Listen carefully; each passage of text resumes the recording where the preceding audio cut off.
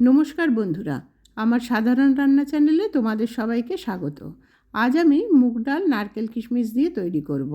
এটা অতি সাধারণ একটা রান্না, তোমরা সবাই জানো এই রান্নাটা, কিন্তু তাও আমি কিভাবে করেছি সেটা আমি একটু তোমাদের সাথে শেয়ার করলাম। আমি সবসময় বলি যে আমাদের বাড়িতে সাধারণ যেসব রান্না আমরা রোজ যে খাওয়া দাওয়া করি সেই রান্নাগুলোই আমি এখানে তোমাদের সাথে শেয়ার করি।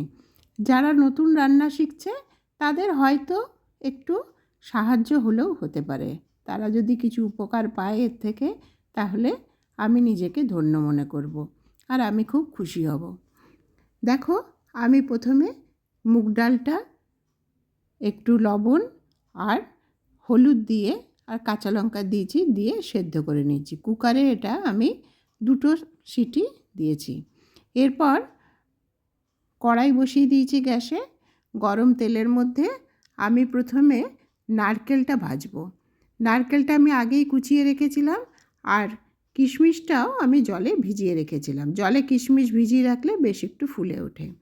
আমি কিন্তু ফোড়ন দেওয়ার আগেই নারকেলটাকে তেলের মধ্যে ভাজছি, কারণ ফোড়নটা যদি আগে দিয়ে দিই তাহলে কিন্তু এই নারকেল ভাজতে ভাজতে ফোড়নটা একটু বেশি পুড়ে যায়। প্রথমে আমি নারকেলটা ভেজে নিলাম। তোমরা ইচ্ছে হলে নারকেলটা ভেজে একটা বাটিতে তুলে নিতে পারো, কিন্তু আমি তুললাম না। আমি একটু গ্যাসের আঁচ কমিয়ে আমি একটু সাইড করে রাখলাম। এরপর আমি আস্তে আস্তে এর মধ্যে ফোড়নগুলো দিয়ে দেব।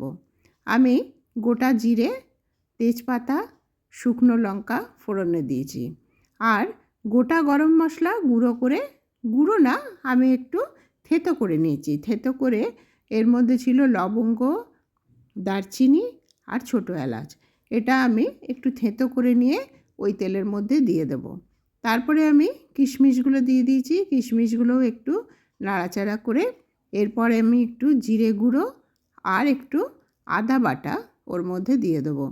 সব কিছু ভালো করে নাড়িয়ে মশলার কাঁচা গন্ধটা চলে গেলে তখন আমি ওই সেদ্ধ করা মুগ ডালটা ওর মধ্যে দিয়ে দেব। বন্ধুরা, যেহেতু আমি মুগ ডালটা লবণ দিয়েই সেদ্ধ করেছিলাম, সেজন্য এখন কিন্তু আমি আর কোনো লবণের ব্যবহার করছি না। আমি রান্নাটা হয়ে গেলে টেস্ট করে তবে যদি একটু লবণ লাগে তাহলে আমি দেব। মুগ ডালটা ওর মধ্যে দেওয়ার পরে খুব ভালো করে নাড়িয়ে নিয়ে আমি ওপর থেকে 1/2 চামচ মতো চিনি দিলাম। এই চিনিটা দিলে মুগ ডালটা বেশ একটু মিষ্টি মিষ্টি হয়, খেতে ভালো লাগে। দেখো বন্ধুরা, এই অবস্থায় যে বেশ একটা চাপ চাপ হয়েছে মুগ ডালটা, সেটাকে কিন্তু আমরা যেহেতু আজকে ভাত দিয়ে খাবো, সেজন্য আমি ওই কুকারের ভেতরে একটু জল দিয়ে নাড়িয়ে আমি ওটার মধ্যে দিয়ে একটু পাতলা করলাম। তোমরা যদি রুটি, পরোটা কোনো কিছু দিয়ে খেতে চাও তাহলে কিন্তু মুগ ডালটা আর একটু ঘন ঘন করে বানাতে হবে, বেশি পাতলা করলে ভালো হবে না। আমরা যেহেতু ভাত দিয়ে খাবো সেজন্য আমি একটু পাতলা করেই বানাচ্ছি। এই ধরনের মুগ ডাল রুটি, পরোটা সব কিছু দিয়েই খুবই ভালো লাগে, আর একটু মিষ্টি মিষ্টি হলেও ভালো লাগে। আমি লঙ্কাও দিয়েছি, তার মধ্যে আমি একটু চিনিও ব্যবহার করলাম। এরপরে এটাকে আমি 10 মিনিট মতো ফুটতে দেব, কারণ মুগ ডালটা ভালোই সেদ্ধ হয়ে গেছে, বেশি ফোটাবার দরকার নেই। 5-10 মিনিট একটু ফুটিয়ে নিয়ে ঢাকা খুলে আমি ওর মধ্যে গুঁড়ো গরম মশলা আর ঘি দিয়ে আবার কিছুক্ষণ ঢাকা দিয়ে রেখে দেবো। গ্যাসের আঁচ বন্ধ করে প্রায় 10 মিনিট মতো রেখে দেবো। বন্ধুরা, তোমরা এইভাবে রান্নাটা করে দেখো, যদি ভালো লাগে আমাকে কমেন্ট করে জানিও। আমার চ্যানেলটা সাবস্ক্রাইব করো, লাইক করো, শেয়ার করো। তোমরা সবাই খুব ভালো থেকো, সুস্থ থেকো।